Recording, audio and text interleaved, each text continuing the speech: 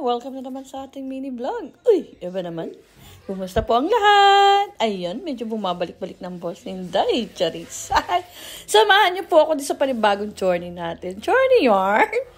Meron po tayong pupuntahan, niyaya po tayo ni ate. Pupunta po tayo doon sa Mother Wonderland. At ito nga po yung mga kaganapan. Ayan, nakita niyo, iniintay niya nila ako sa labas. Kaya let's go.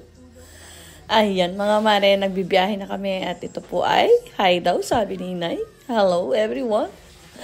At yan po mga mare, sabi ko sa inyo ay nagbibiyahe na kami, going na kami doon sa pupuntahan natin. At nandito lang ako sa likodan kasi para medyo maayos yung ating biyahe. Ayan, kita nyo naman, nag-heart-heart pa si Inday, Charis. Ito po mga mare, yung arco ng San Pablo and Chaang Quezon, yung going to...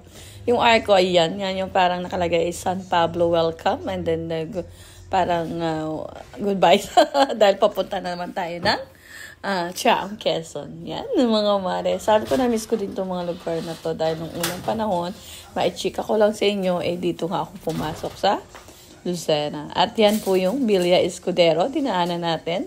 So, meron na po pala ditong bagong way. Parang dadaan ka sa runabout. Going po tayo sa parang ginawa nilang another way. Yung parang, hindi ko siya ma-pinpoint mga madam, mga sir. Pero may ibang route na hindi nakagaya noon. Pero lalabas pa rin kayo dun sa Chaang Quezon. Sabi ko nga sa inyo, maichika ko lang dito nga po pumasok papuntang Quezon before at ang laki na ng pagbabago. Ito na po yung sinasabi kong para siyang diversion. Bukod pa po siya doon sa may side kabila. So, nung panahon ko, mga mare, maichika ko lang sa inyo, hindi ganito yung mga way. Ang laki na talaga na nabago.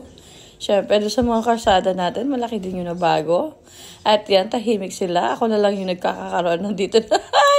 At yan, nakikita nyo, napakadami pa rin puno. Yan yung mga gusto ko dito sa Quezon Province. Yung medyo, di pa siya polluted yung hangin. Kahit medyo marami na rin talagang nagbago. At yan, nakita nyo naman, meron tayong maganda diyan mga bundok. Na kahit nung before my days noon is, lagi din ako nakatingin dyan. Kasi ang ganda-ganda niyan tanawin pag ikaw ay nasa karsada.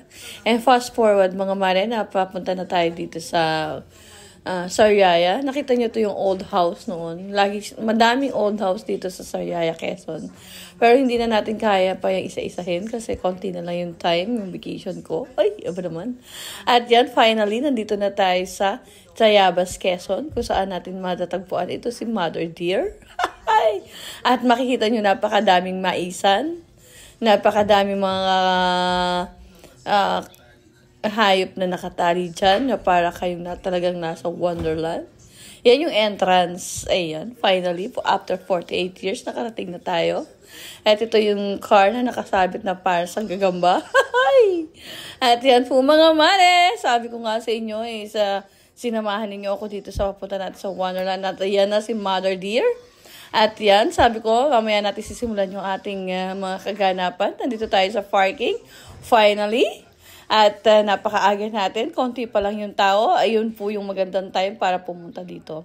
Yun lang naman mga mare. Thank you so much sa inyong panonood. See you sa next video. Bye!